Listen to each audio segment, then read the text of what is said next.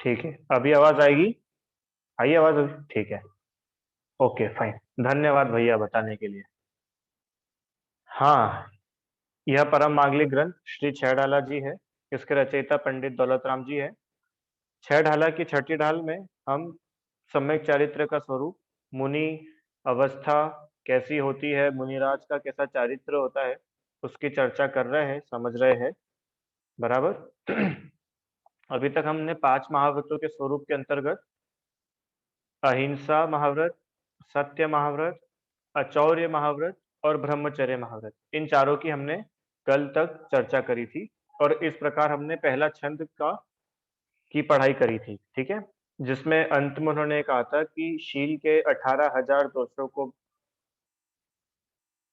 दूर रह करके, शील के 18,000 प्रकार से शील का पालन करके चिद ब्रह्म में नित्य रमी रहे, अपनी निज आत्मा में नित्य जो लगे रहते हैं, ऐसे दिगंबर मुनिराज होते हैं। अब यहाँ पर किसी का प्रश्न हो सकता है कि 24 घंटे तो आत्मा में रहा नहीं जा सकता, है ना।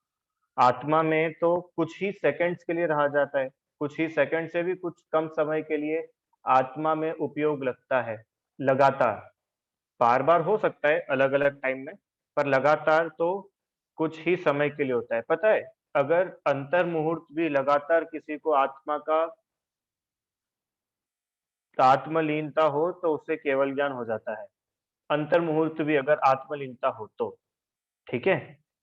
तो अब यहाँ पर तो लिखा है कि मुनिराज नित्य अपनी आत्मा में लीन रहते हैं, तो इसका क्या अर्थ होगा कि ऐसे तो अपनी आत्मा में ही लीन रहते हैं, पर जब आत्मा में लीन नहीं भी होते हैं, तब भी वे प्रयास यही करते हैं कि कैसे आत्मा में लीन हुआ जाए।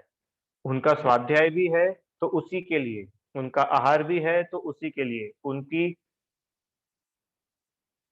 चर्या भी है तो उसी के लिए। किसके लिए? आत्मलीनता के लिए। इसलिए वहां पर उन्होंने लिखा चिद ब्रह्म में नित्य रमी रहे, ठीक है। ये हम लोगों ने सब स्लाइड्स पढ़ ली थी। 28 मूल गुण कौन कौन से होते हैं? 5 महाव्रत, 5 समिति, 5 इंद्रिय विजय, 6 आवश्यक और 7 अन्य गुण, शेष गुण। ठीक है ध्रुव, ये 28 मूल गुण होते हैं। बढ़िया। महाव्रत किसे कहते हैं? कि 5 पापों का पूर्ण रूप से मन वचन काय कृत कारित अनुमोदना से त्याग करना, वह महाव्रत कहलाता है। अभी हम 4 महाव्रतों का स्वरूप समझ चुके हैं। अहिंसा महाव्रत, सत्य महाव्रत, अचौर्य महाव्रत, ब्रह्मचर्य महाव्रत। बराबर भैया? सर्व प्रकार से द्रव्य हिंसा और भाव हिंसा का त्याग, वह अहिंसा महाव्रत कहलाता है। स्थूल या सूक्ष्म ऐसे दोनों ही प्रकार के झूठ जो नहीं बोलते, झूठ बोलने का त्याग, अप्रशस्त वचनों का त्याग, वह सत्य महाव्रत कहलाता है। किसी भी प्रकार की चोरी नहीं करना, अचौर्य महाव्रत है। सरल है, ये सब हम लोग 5 पाप पढ़ चुके हैं, तो वो आपको इतना कठिन नहीं लगेगा होगा, है ना। ऐसे ब्रह्मचर्य महाव्रत की शील के 18,000 भेदों का सदा पालन करते हुए स्त्री मात्र का त्याग करना और चैतन्य रूप आत्म स्वरूप में लीन रहना, वह ब्रह्मचर्य महाव्रत है। अब परिग्रह त्याग महाव्रत क्या है, उसकी अपने को आज चर्चा करनी है, ठीक है। चलिए पढ़ते हैं। कल अपनी एक पॉइंट इसमें रह गया था कि ऐसे मुनिराज ऐसा भोजन भी नहीं करते जिससे उनके शील में दोष आए, कुशील के भाव हो, काम वासना जागे। ऐसे ऐसा भोजन भी मुनिराज नहीं करते, रसना इंद्रिय पर नियंत्रण रखते हैं। और अंतिम, स्पर्शन व घ्राण इंद्रिय संबंधित शरीर का संस्कार त्याग, अपने शरीर का संस्कार नहीं करते। संस्कार नहीं करते माने शरीर को सजाते नहीं है स्पर्शन इंद्रिय के लिए, कि मेरे हाथ बहुत गंदे हो गए हैं, बहुत ड्राई स्किन हो गई, तो चलो थोड़ा मॉइस्चराइजर लगा लिया जाए। क्यों? कि इतने सारे भक्त दर्शन करने आएंगे तो उनको अच्छा थोड़ी लगेगा। निहिता, समझ में आया? तो इस प्रकार से मुनिराज नहीं करते। मुनिराज का भी 7 अपन अन्य गुण पढ़ेंगे ना, उसमें से एक गुण है अदंत धोवन। मुनिराज दांत नहीं धोते। अब ये आपको लग सकता है कि ये क्या होता है, दांत तो सबको साफ करना चाहिए। हम सब लोग ब्रश, आप लोग ब्रश करते हो कि नहीं सुबह उठ के? सब लोग ब्रश करते हैं, तो महाराज जी तो करते ही नहीं है। तो ये अच्छी बात है कि बुरी बात है? वो अच्छी है कि बुरी वो अपन बाद में देखेंगे। पर अपने शरीर को सजाना, मेरा शरीर सुंदर दिखे, मैं बहुत खूबसूरत दिखूं, हाँ, ये भाव जो है, ये अब्रह्म के भाव है। इसलिए मुनिराज अपने शरीर का संस्कार नहीं करते हैं। समझ में आया क्या आप लोगों को? हाँ, मुनिराज कोई हेयर स्टाइल नहीं बनाते हैं अलग अलग, कि अभी कौन सा लेटेस्ट फैशन चल रहा है, उस फैशन के हिसाब से बड़े बाल कर लिए, कभी स्पाइक्स बना ली। क्यों ध्रुव, महाराज जी ऐसे स्टाइल बनाते हैं कि हेयर स्टाइल अलग अलग? नहीं, अरे वो तो 2.5 महीने, 2 महीने, 3 महीने, 4 महीने में जब भी उनके बाल बड़े हो जाते हैं, उनको अपने हाथों से उखाड़ करके निकाल देते हैं। कोई उनकी हेयर स्टाइल नहीं चलती, दाढ़ी मूछ की, बालों की। अपने शरीर के संस्कार का त्याग, यह स्पर्शन इंद्री चक्षु इंद्री का होगा। ऐसे ही घ्राण इंद्रिय संबंधी, अब मुनिराज नहाते भी नहीं है, तो हो सकता है शरीर में से दुर्गंध आए, तो शरीर को क्या कर ले, शरीर में इत्र लगा ले, कुछ खुशबूदार लगा ले, या रूम फ्रेशनर लगवा ले। इस टाइप की कोई क्रिया मुनिराज नहीं करते हैं। और हम क्यों नहीं करते हैं? क्योंकि ये ब्रह्मचर्य में दोष उत्पन्न करता है। ठीक है, बहुत बढ़िया। चलिए आगे, पांचवा परिग्रह त्याग महाव्रत, और फिर पांचवें महाव्रत के बाद में अब समितियां शुरू होंगी। ठीक है, चलिए पढ़े दूसरा छंद। ओके। अंतर चतुर्दश भेद बाहिर संग दश धाते टले, परमाद तजी चौकर मही लखी, समिति रियाते चले, जग सुहित कर सब अहित हर श्रुति, सुखद सब संशय हरे, जिन भ्रम रोग हर जिनके वचन, मुख चंद्र ते अमृत झरे। वाह इतनी सुंदर बातें लिखी है। पहली लाइन में अपरिग्रह महाव्रत का स्वरूप बताया। अपरिग्रह माने परिग्रह का पूर्ण रूप से त्याग। ठीक है ध्रुव, वो अपरिग्रह महाव्रत है। अब परिग्रह क्या होता है, कि ये हम पहले पढ़ के आ चुके हैं। हाँ, कुगुरु, कुगुरु में आपको याद है, कुगुरु के स्वरूप में हमने परिग्रह का स्वरूप समझा था, कुगुरु कुदेव में। हाँ, कि जो परिग्रह धारण करते हैं वे कुदेव होते हैं। दूसरी डाल में पढ़ा था, याद है कि नहीं, भूल गए? 14 प्रकार के परिग्रह होते हैं ना। 14 तो होते हैं अंतरंग, और 10 होते हैं बहिरंग। अरे याद है कि भूल गए? 14 प्रकार के अंतरंग परिग्रह। अंतरंग परिग्रह मतलब, अब पहले तो ये समझना पड़ेगा कि परिग्रह किसको बोलते हैं। बताओ भैया, कोई बताना चाहता है परिग्रह किसे कहते हैं? जल्दी जल्दी बोलो। और हम, ये अपनी जरूरत से ज्यादा सामान इकट्ठा करना। ठीक है, अच्छी बात है। अरम भैया का कहना है कि अपनी जरूरत से ज्यादा सामान इकट्ठा करना परिग्रह है। क्या इन्होंने सही बताया?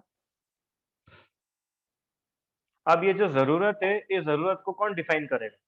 जैसे मान लो मेरी जरूरत है 1 लाख रुपए की, तो 1 लाख रुपए मैंने इकट्ठे करे, तो 1 लाख रुपए तो मेरा परिग्रह नहीं हुआ ना। हाँ, अगर मैं 2 लाख रुपए इकट्ठे करूँ तो 2 लाख परिग्रह होगा, क्योंकि मेरी जरूरत से ज्यादा है। पर 1 लाख की तो मुझे जरूरत है। तो बताओ 1 लाख परिग्रह हुआ कि नहीं हुआ? सुनो, और हम अपने घर में 4 मेंबर है ना, तो 4 मेंबर में एक कार सफिशिएंट है, बराबर। और हम एक कार तो हमारी जरूरत है। अब एक कार नहीं रख करके हम 2 कार रखे, तो 2 कार परिग्रह हो जाएगी ना दूसरी कार, आपकी परिभाषा के हिसाब से। और एक कार परिग्रह है कि नहीं? वो पहली कार जो हमारी जरूरत थी, वो परिग्रह है कि नहीं? कि वो तो परिग्रह नहीं है, नहीं है ना।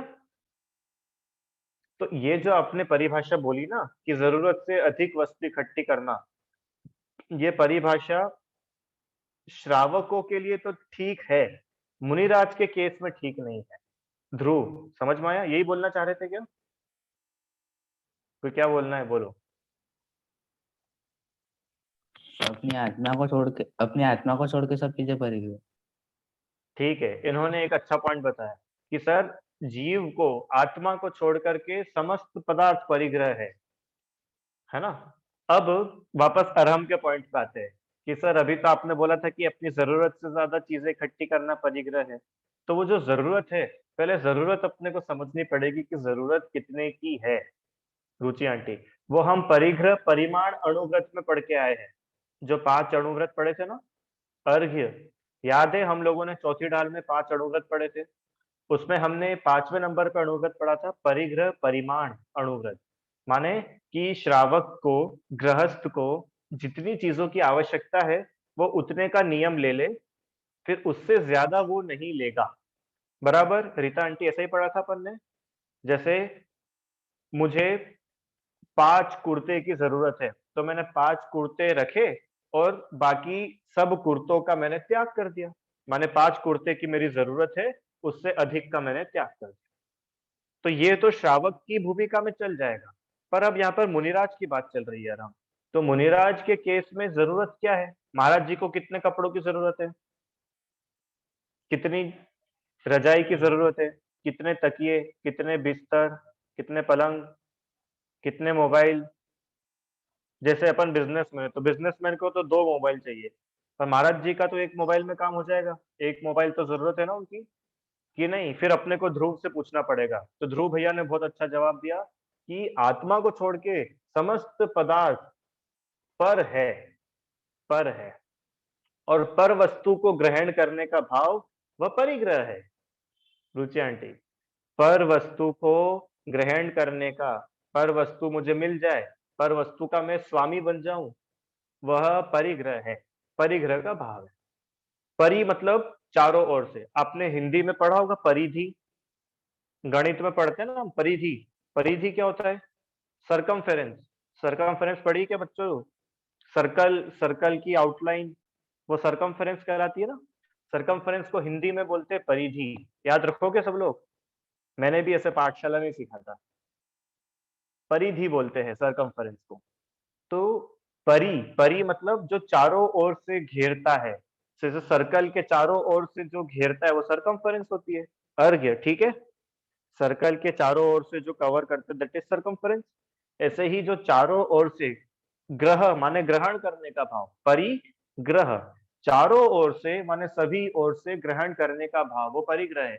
मैं ये भी ले लूं, मैं वो भी ले लूं, मुझे वो भी मिल जाए, वो भी मिल जाए, वो भी देख लूं, ये भी देख लूं, ये सब चीजें जो है ये है परिग्रह का भाव।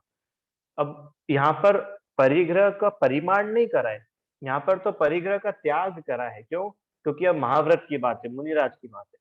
इसलिए यहाँ पर क्या चलेगा, क्या चलेगा कि अब तो पूरे 24 प्रकार के जो परिग्रह है सब के सब ही छूटेंगे, सब के सब छूटेंगे। अब यहाँ पर कोई वो नहीं चलेगा कि आप थोड़े थोड़े, क्यों महाराज जी, थोड़े रुपए, थोड़े बर्तन, गाड़ी और क्या क्या होते हैं, थोड़ा सा मकान वगैरह, घर अपने रहने के लिए, ये सब चीजें तो रख सकते कि नहीं? अपने साथ में भोजन तो रख सकते।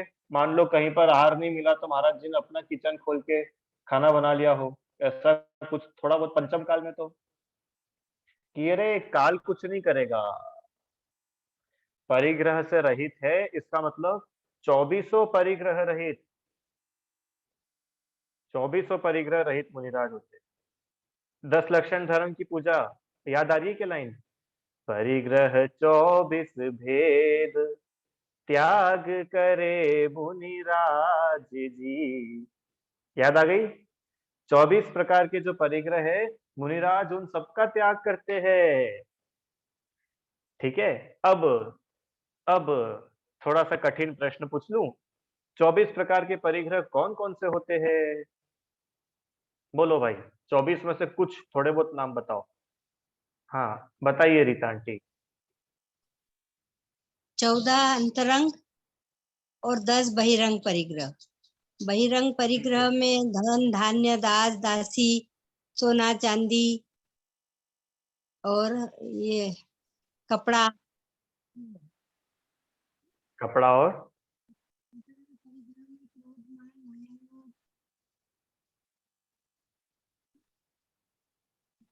हाँ ठीक है बराबर। आपकी आवाज बराबर नहीं आ रही है। हाँ कट रही है आवाज थोड़ी, अभी पहले अच्छी आ रही थी। हाँ अभी आ रही है, अभी आई। हाँ अब आई, अब आई। अभी आ रही है आवाज। हाँ 10 प्रकार के बहिरंग और 14 अंतरंग परिग्रह। बराबर। कौन कौन से होते हैं 10 बहिरंग?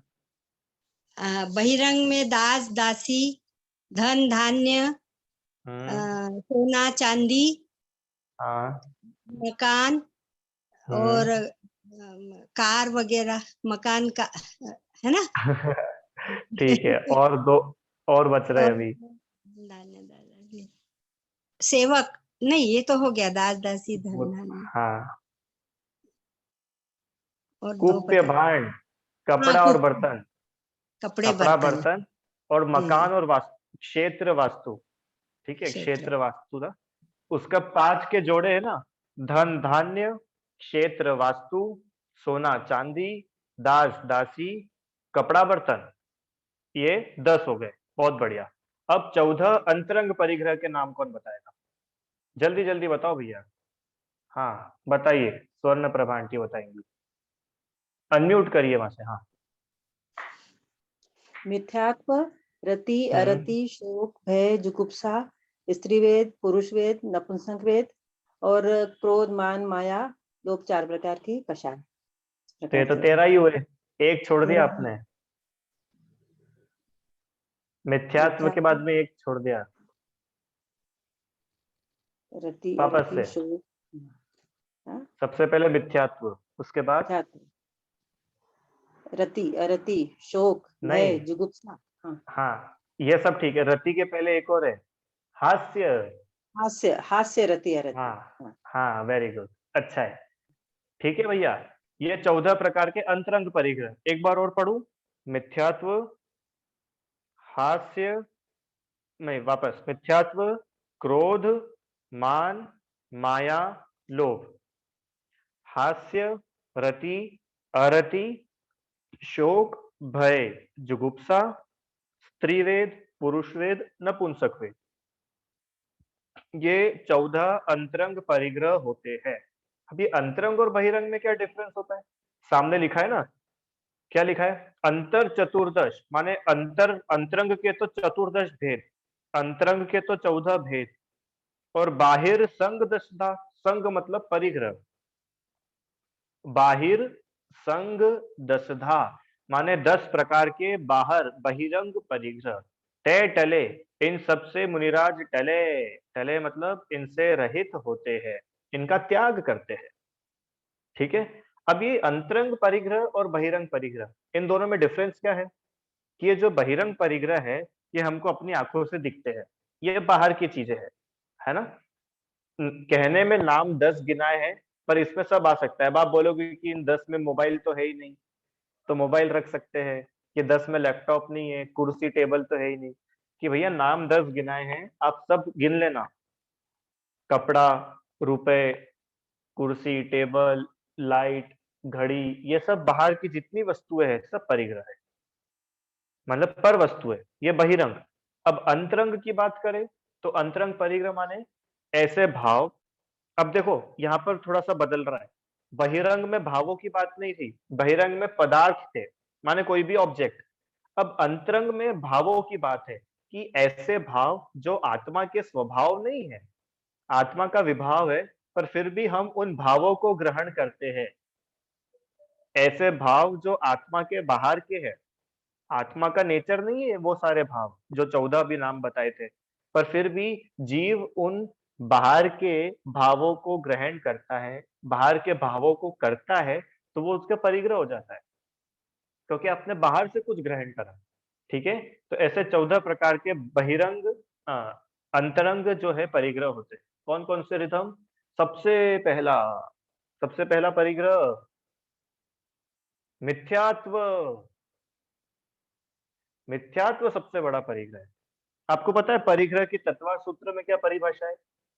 मूर्छा परिग्रह, सुना होगा किसी ने पहले। मूर्छा परिग्रह, मूर्छा का नाम परिग्रह है। मूर्छा मतलब बेहोशी। मिथ्यात्व, मैं क्या हूं, स्व क्या है, पर पदार्थ क्या है, इसी का जिसको कुछ ज्ञान ही नहीं है, वो व्यक्ति कैसा है?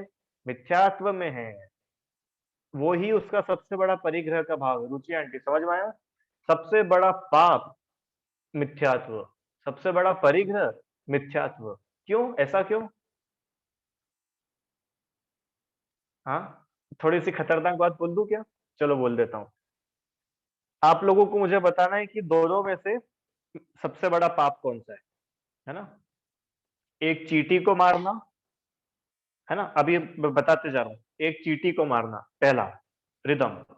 दूसरा, एक शेर का क्या करते हैं?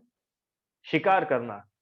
चींटी को मारना, शेर का शिकार करना, हाथी को मार डालना तीसरा, हाथी मर जाए तीसरा, चौथा किसी इंसान का मर्डर कर देना चार, और पांचवा मिथ्यात्व। बताओ इन पांचों में से सबसे खतरनाक पाप कौन सा है? क्यों, इंसान का मर्डर करना? बोलो। चींटी को मारना, कि चलो चींटी को मारना तो सर बहुत छोटा पाप है, हाथी को मारना तो बहुत बड़ी बात होती है। क्यों रुचि आंटी? हाथी को, जैसे मान लो किसी ने चींटी को मारा, तो उसको कितने साल की सजा मिलेगी जेल में? चींटी को मारने पे, चींटी को मारने पे कितने साल की सजा है? कि कोई सजा नहीं है। अच्छी बात है। और किसी इंसान को मारने पे, कि इंसान को मारने पे तो सजा मिलती है, 14 साल की कैद या फिर आजीवन उम्र कैद। और एक इंसान को मारने पे इतना होता है, और 1000 लोगों को मार दे, कोई आतंकवादी हो और उसने बम गिराया और हजारों लोग मर गए उसके बम गिराने से, और वो आतंकवादी पकड़ में आ गया, अब उस आतंकवादी को सजा मिलेगी कि नहीं? कितनी सजा मिलेगी? कि बस आप 5000 रुपए का दंड भर दो और आपको छोड़ देंगे।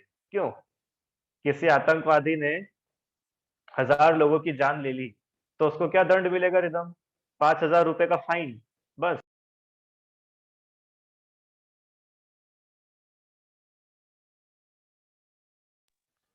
बोलो क्या दंड मिलेगा? 5000 का फाइन, कि नहीं 5000 थोड़ा छोटा है? अच्छा, 10,000 रुपए का फाइन और 3 साल की जेल, ये ठीक है? कि नहीं ये सब बहुत छोटे छोटे दंड है, तो क्या बोलोगे कि सर उसको तो आजीवन जेल मिल जाएगी, या और खतरनाक होगा तो उसको फांसी पे चढ़ा देंगे, है ना? तो इतने सारे लोगों का मर्डर करने वाले का पाप है फांसी, पाप की सजा फांसी।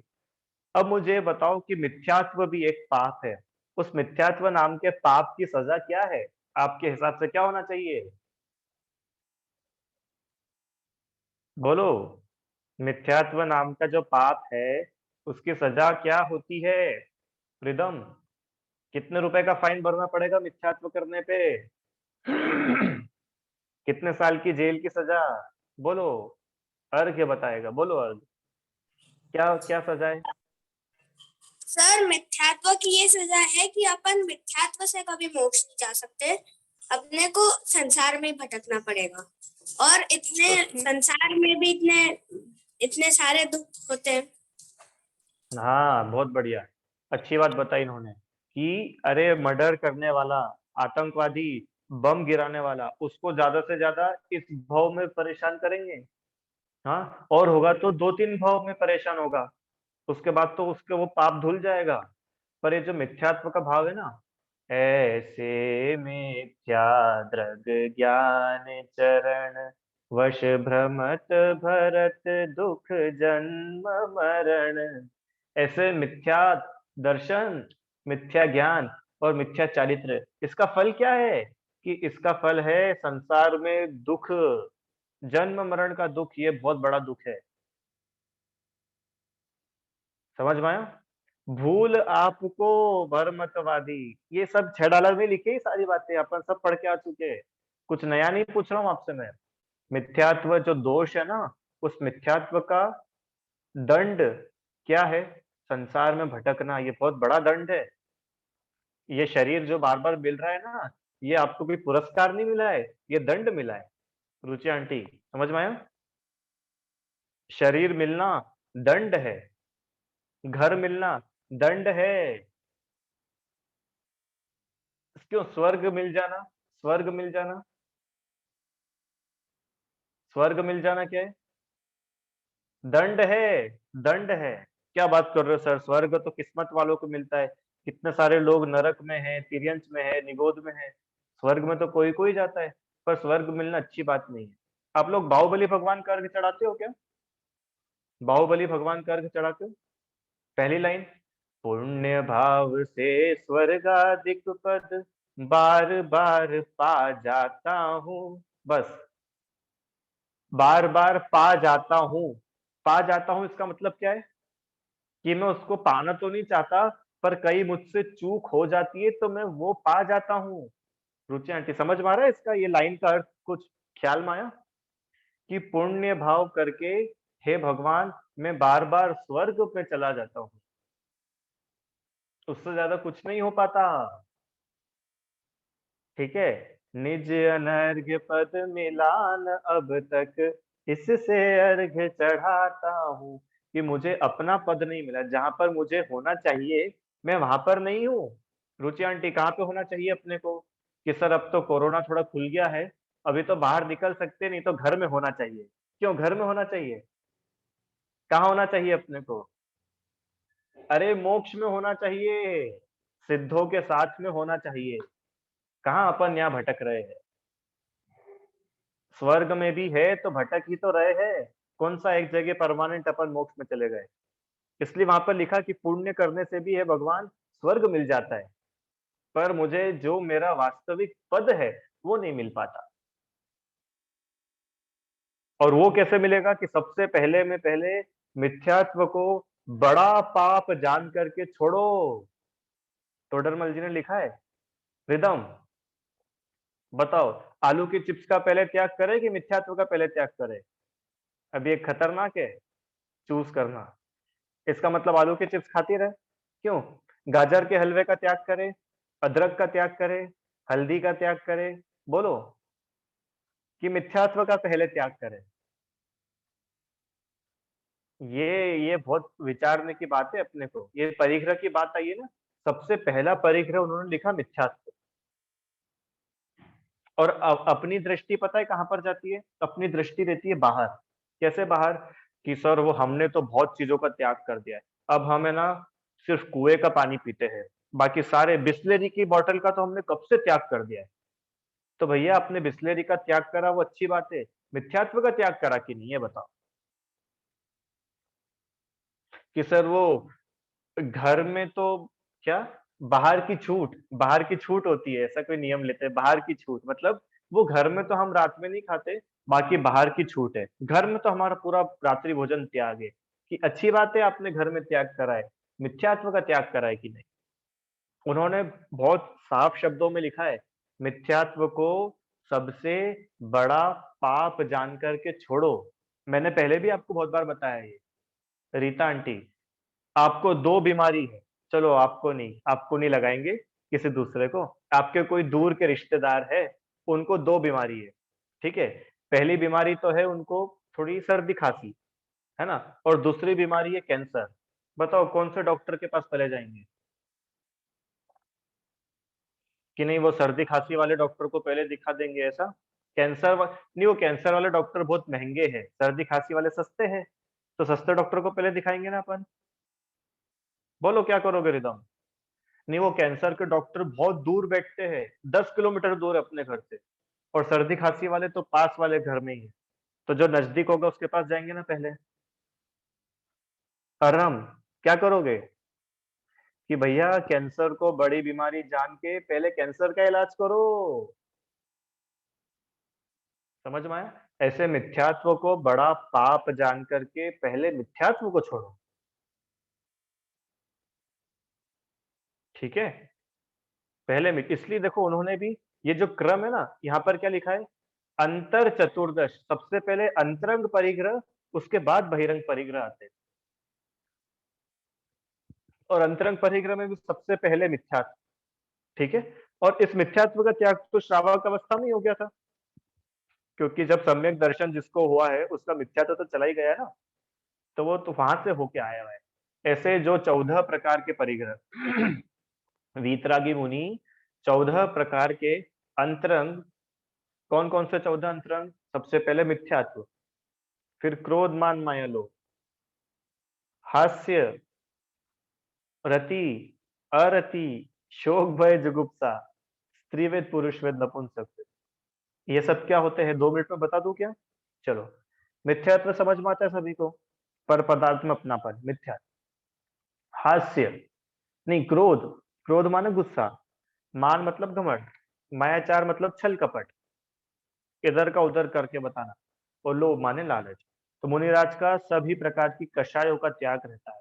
अब यहाँ पर जिसको थोड़ा सा ज्यादा पता होगा वो ऐसे सोच रहे होंगे कि वो संज्वलन कषाय तो रहती है, अनंतानुबंधी अप्रत्याख्यान प्रत्याख्यान जाती है, संज्वलन तो होती है, कि सुनो होती तो है पर उसको अपना मानते नहीं है।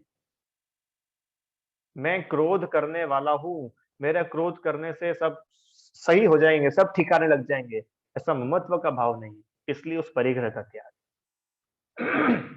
हंसते महाराज, हमने तो देखा है महाराज जी को हंसते हुए, क्यों महाराज जी को हंसते हुए देखा है कि नहीं आपने? महाराज जी को हंसते हुए देखा है, तो फिर महाराज जी को परिग्रह हो गया ना हंसने का, कि वो हंसने के भाव को अपना नहीं मानते। परिग्रह मतलब किसी वस्तु को अपना मानना, वो परिग्रह होता है, ठीक है? वस्तु में अपनेपन का भाव, वह परिग्रह है। रुचि आंटी, ये चीज समझना, नहीं तो कोई गरीब है, जैसे भिखारी गरीब लोग होते हैं ना, उनके पास में तो कुछ भी नहीं रहता है, बेचारों के पास एक जोड़ी कपड़े, वो भी फटे पुराने हैं, उनके पास तो घर भी नहीं है, फुटपाथ पे सोते हैं, तो उनके पास तो बहुत कम परिग्रह होगा इस हिसाब से, कि नहीं नहीं चीजें होना ही परिग्रह नहीं है, सबसे बड़ा परिग्रह मिथ्यात्व है। वो पर पदार्थों में अपनापन मानते हैं, वो मिथ्यात्व परिग्रह है उनका। मिथ्यात्व, हास्य रति, रति रति माने राग द्वेष, शोक माने दुख होना, भय माने डर लगना, जुगुप्सा माने ग्लानि होना, स्त्रीवेद माने स्त्रीवेद माने पुरुषों के प्रति काम वासना के भाव होना, पुरुष वेद माने स्त्रियों के प्रति काम वासना का भाव होना, नपुंसक वेद माने दोनों के ही प्रति कुशील अब्रह्म का भाव होना। इन सब भावों के से मुनिराज रहित होते, ऐसे धन्य मुनिराज। और 10 प्रकार के बहिरंग परिग्रह तो हम पढ़ चुके, सोना चांदी, धन धान्य, रुपए पैसा, धन धान्य अनाज, बर्तन, कपड़े, नौकर चाकर, और क्या बोलते, क्षेत्र वास्तु, कोई प्रॉपर्टी नहीं होती, अन्य अन्य इन सभी चीजों का मुनिराज के त्याग होता है। इस प्रकार से हमने आज थोड़ा विस्तार में अपरिग्रह महाव्रत के बारे में समझा, बराबर? चलिए, अब कल कल क्लास नहीं लगेगी, कल छुट्टी है, और उसके बाद हम 5 समिति पर चर्चा करेंगे। बहुत सुंदर ये विषय है।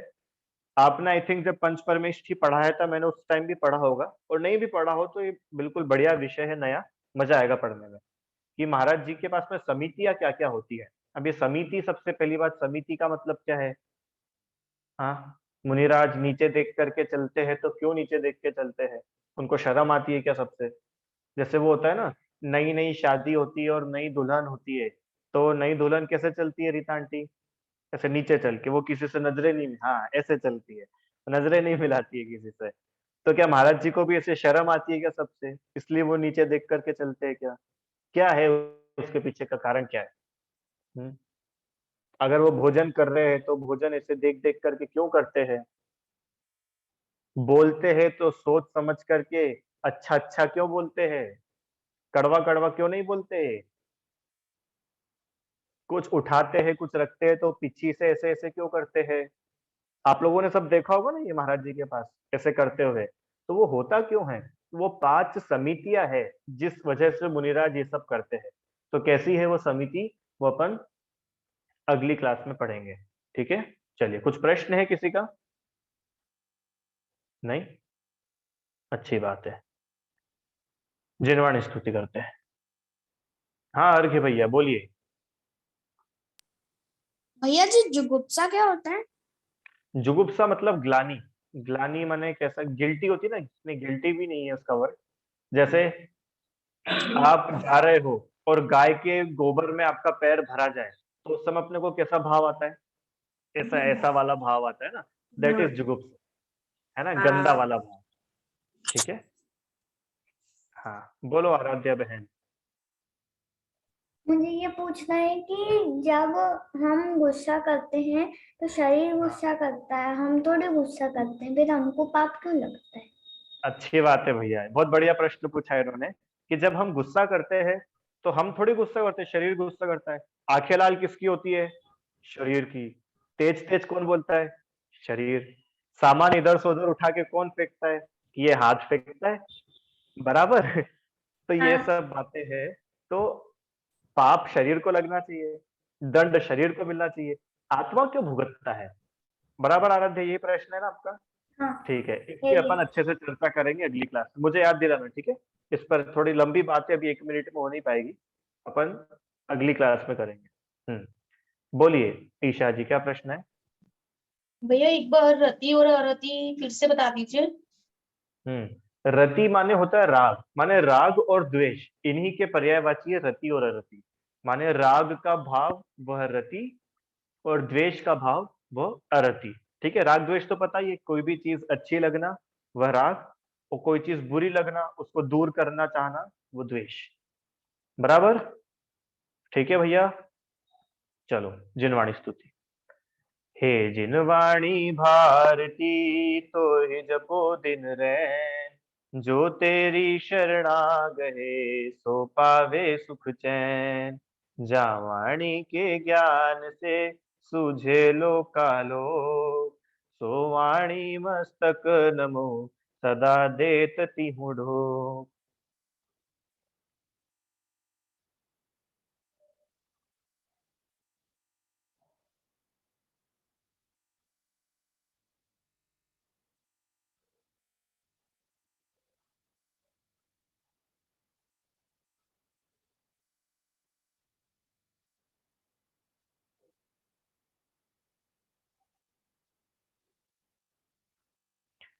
जय बोलो द्वादशांग में जिनवाणी माता की जय हो। महान जैन धर्म की जय।